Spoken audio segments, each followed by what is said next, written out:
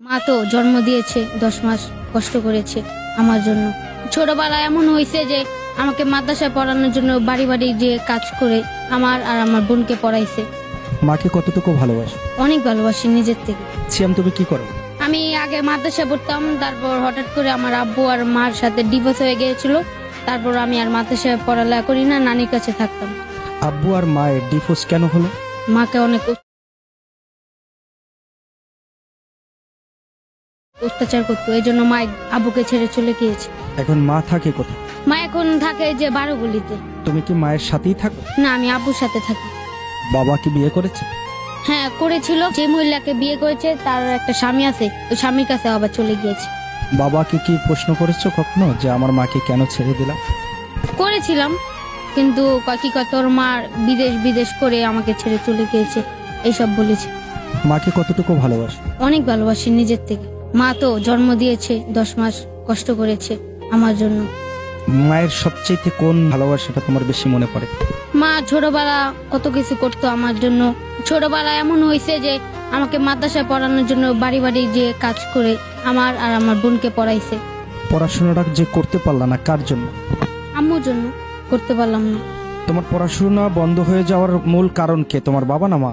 মা। ডিভোর্সটা কে দিয়েছে? মা দিয়েছে। তারপর মা কি করে না, নিজের জীবনটা শেষ করবো না, তারপর চলে গিয়েছে আব্বুকে ডিভোর্স দিয়ে। তোমার বাবার কোনো দোষ ছিল না?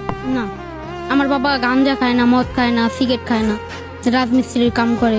মানে তোমার মায়ের প্রতি এখন কোনো অভিমান আছে তোমার? না, এখন নেই। আমার অনেক ইচ্ছা আছে, আমি বড় হব, অনেক কিছু করব।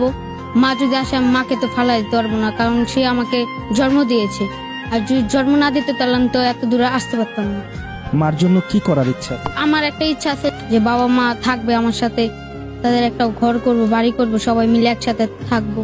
মাকে বোঝানো যায় না যে মা আবারও ফিরে আসো? বুঝেছিলাম, কিন্তু মা আসবো না। কি কথার বাপে দেখলি না আমাকে কত জ্বালাতন করছে, আমি আর ওর কাছে যাব না।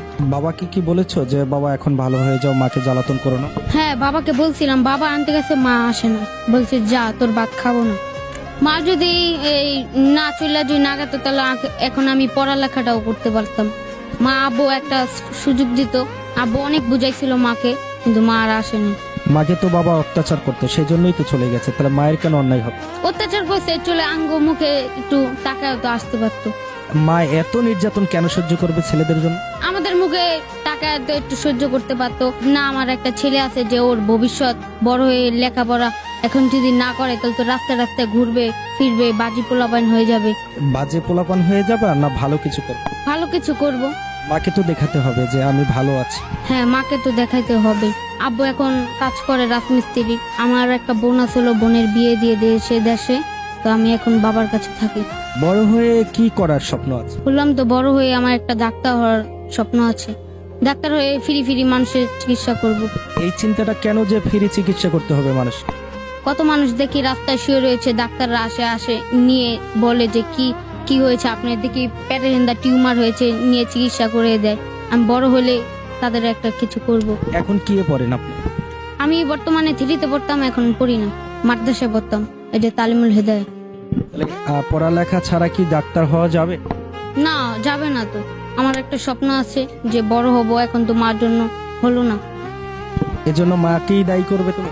হ্যাঁ করব। মা গেল তো আর এরমটা হতো না যে আমি তারপরও পড়ালেখা করতে পারতাম।